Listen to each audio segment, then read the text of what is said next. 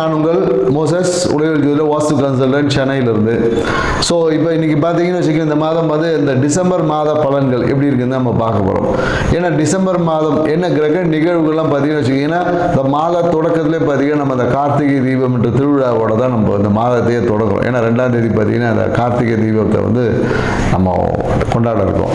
So மேலும் பார்த்தீங்கன்னு வச்சுக்கோங்க, இந்த காலகட்டம் பார்த்தீங்கன்னா கடந்த மாதத்துலலாம் கடந்த ஒரு 6 மாதமாக சனி வந்து வக்ரமாக இருந்தார்.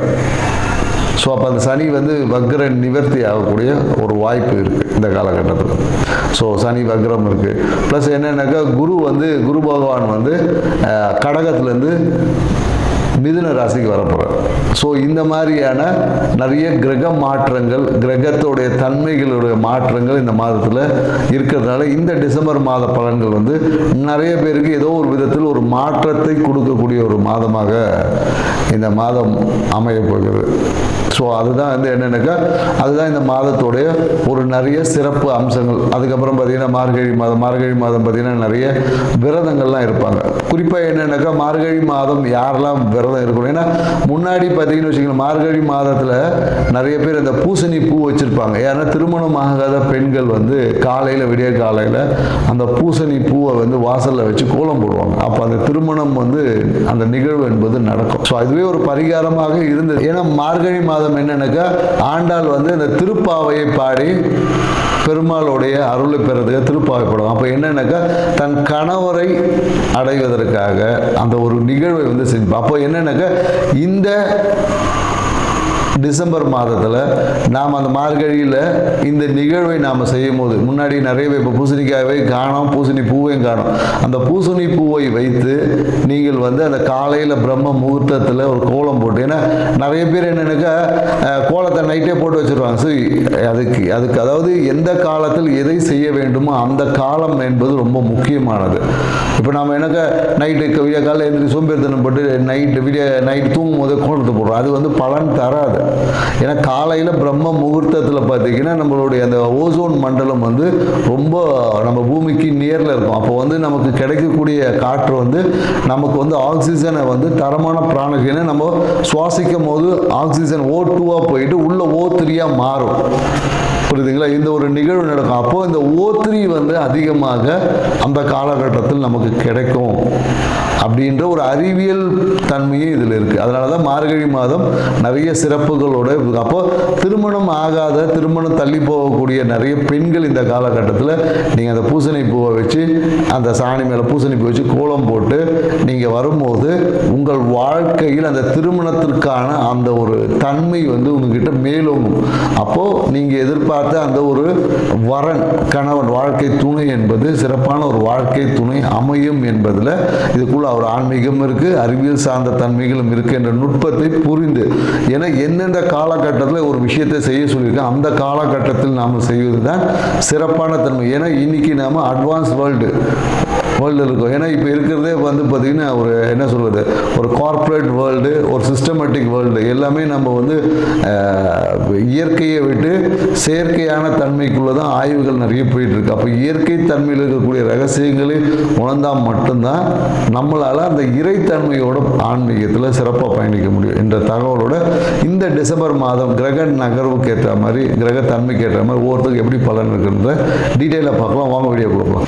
மேஷ ராசிக்காரங்களுக்கு இந்த டிசம்பர் மாத பலன் எப்படி இருக்குன்னு நம்ம பார்க்க போகிறோம். ஏன்னா பார்த்தீங்கன்னா இவ்வளோ நாள் எடுத்த, அதாவது என்னென்னா நிறைய முயற்சிகள் எடுத்திருப்பாங்க. குறிப்பாக என்னென்னா வெளிநாடு சார்ந்த முயற்சி, அதில் வந்து ஏதாவது ஒரு தடைகள் வந்திருக்கும்.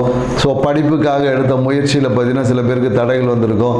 ஸோ நிறைய பார்த்தீங்கன்னா ஏதோ ஒரு விதத்தில் தடைகளை தாமதங்களையும் சந்தித்திருப்பாங்க. அதனால் மனசில் பார்த்தீங்கன்னா ஒரு சிறிய, ஏன்னா 5ல் கேது பகவான் இருக்கிறதுனால மனசில் ஒரு விரக்தி இருந்திருக்கும். என்னடா இதை நம்ம எல்லாம் பண்ணுறோம், எங்கேயோ ஒரு இடத்துல அந்த ஃபைனல் மூமெண்ட்டில் ஒரு தடைகள் வருகிறது அப்படின்ற மாதிரியான ஒரு எண்ணங்கள் எல்லாமே மேலும். ஸோ அந்த விஷயங்கள் எல்லாமே இப்போ மாறக்கூடிய விஷயமா இருக்குது. ஏன்னா இந்த காலகட்டத்தில் என்னன்னா திடீர் நிகழ்வுகள் வந்து நிறைய நடக்கும். அதாவது எதிர்பாராத நிகழ்வு சொல்லுவோம் இல்லையா, அதனால என்னன்னாக்கா எதுவுமே இப்போ பிளான் பண்ண முடியாத ஒரு சூழல், எதையுமே பிளான் பண்ணி செய்ய முடியாது. நீங்கள் பிளான் பண்ணாத நிறைய விஷயங்கள் நடக்கும்.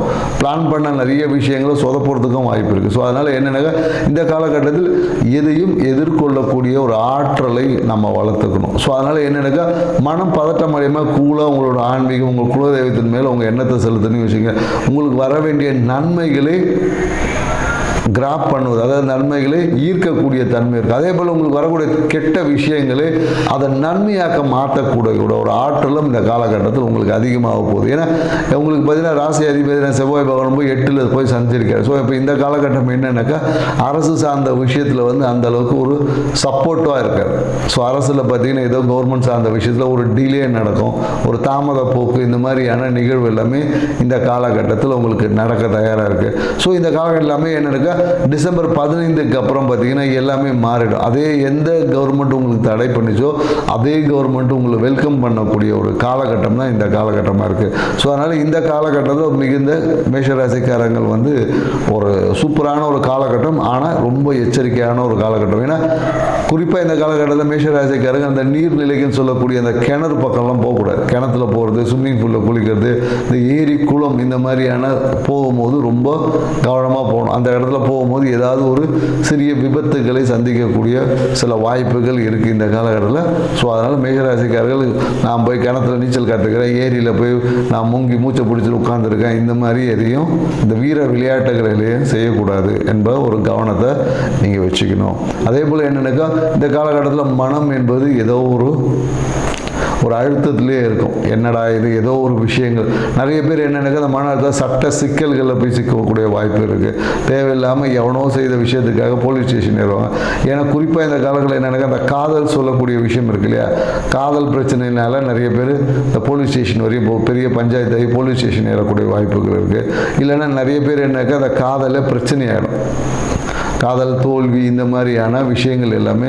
ஏற்கனவே மேஷராசிக்கார கேது வந்தோடனே காதல் தோல்வி இருக்கும். அப்படியே முளைச்ச ஏதோ ஒரு காதல் வந்து இந்த காலகட்டத்தில் ஏதோ ஒரு இடத்துல சொதப்பிடும் அப்படின்றதா இருக்குது. ஆனால் படிப்பு சார்ந்த விஷயத்தில் பார்த்தீங்கன்னா மேஷராசிக்காரர் இந்த காலகட்டத்தில் படிக்கக்கூடிய அந்த எடுத்த முயற்சிகள் கண்டிப்பாக இந்த காலத்தில் ஜெயிக்கும். ஏன்னா படிப்புக்காக ஒரு கடன் வாங்கக்கூடிய சூழல் ஏற்பட்டுக்குள்ளே அந்த கடன் என்பது எஜுகேஷன் லோனு இந்த மாதிரியான விஷயங்கள் வந்து இந்த காலகட்டத்தில் உங்களுக்கு கிடைக்கும். ஸோ படிப்பில் பார்த்தீங்கன்னா சிறிய வந்து ஒரு எப்படி சொல்ல ஒரு கவன படிக்கக்கூடிய மாணவர்களுக்கு சிறிய படிப்பில் ஒரு கவன சிதறல்கள் இருக்குது. ஏன்னா எங்கேயாவது வெளியே சுற்றலாமா, ஏதாவது ஒரு விஷயங்களை போகிறது, கட்டடிச்சு சினிமா போகிறது, இந்த மாதிரியான விஷயங்கள் எல்லாம் நிறைய மேஷராசிக்காரர் இந்த காலகட்டத்தில் தாராளமாக பண்ணுவாங்க. சிவரேரி குச்சி சினிமா பார்க்க போகிறதெல்லாம் அதெல்லாம் பண்ணக்கூடிய வாய்ப்புகள் காலேஜில் படிக்கக்கூடியவங்களுக்கு கண்டிப்பாக இருக்குது. ஸோ அதனால் காலங்கள் இருக்குது, அதை நாம் எப்படி சரியாக பயன்படுத்துகிறோன்ற விஷயம் தான் இருக்குது. ஏன்னா சனி பகவான் வந்து இந்த வக்ர நிவர்த்தி ஆகிறதுனால இந்த காலகட்டம் வந்து வெளியூர் வெளிநாடு சார்ந்த விஷயங்கள் ஏற்பட்ட அந்த தடை தாமதங்கள் நீங்கி வெளியூர் வாய்ப்புகள் வந்து பிரகாசமாகும். நிறைய பேர் இந்த காலகட்டத்தில் தொழில் ரீதியான ஒரு வெளிநாட்டு பயணங்கள் ஏற்பட்ட அந்த தடைகள் நீங்கி பயணங்கள் வந்து இந்த காலகட்டத்தில் இருக்கும். ஏன்னா குரு பகவான் பார்த்தீங்கன்னா மீண்டும் மிதுன ராசியிலேருந்து உங்களுடைய 7ஆம் பாவத்தையும் 9ஆம் பாவத்தையும் 11ஆம் பாவத்தையும் பார்க்கறதுனால இந்த காலகட்டத்தில் வந்து ஆன்மீகத்தின் வழியாக நீங்கள் வந்து திருமணம் தடைகள் நீங்கி திருமண நிகழ்வு என்பது நடக்கும். நிறைய பேர் கிடைக்க வேண்டிய அந்த இஷ்ட தெய்வ வழிபாடு இல்லை குருவோட ஆசீர்வாதங்களை நிறைய பேர் போவாங்க. ஸோ மேலும் என்னென்னாக்கா 2ஆம் திருமணத்துக்காக காத்திருக்கக்கூடிய நேர்களுக்கு அதுக்கான வாய்ப்புகள் எல்லாமே இந்த காலகட்டத்தில் ஒரு குரு பார்வையில் பிரகாசம் அடையும் என்பதையும் புரிஞ்சுக்கணும். ஸோ அதான் இந்த காலகட்டத்தில் என்னன்னாக்கா தந்தையோடைய அனுகிரகமும் சூப்பராக இருக்கும். தந்தை அப்பா மூலமா கிடைக்க வேண்டிய அனைத்து நன்மைகளும் இந்த காலகட்டத்தில் பெற்று உங்கள் வாழ்க்கை சிறப்பான ஒரு வாழ்க்கை அமைப்படும். அப்பா இல்லாதவங்க உங்களுடைய இஷ்ட தெய்வத்தின் மூலமா குருவோட ஆசீர்வாதத்தின் மூலமா உங்கள் வாழ்க்கை சிறப்பான ஒரு அமைப்பை ஏற்படுத்தக்கூடிய தன்மை இருக்குது. ஸோ அதனால் ஹாப்பியாக இருங்க.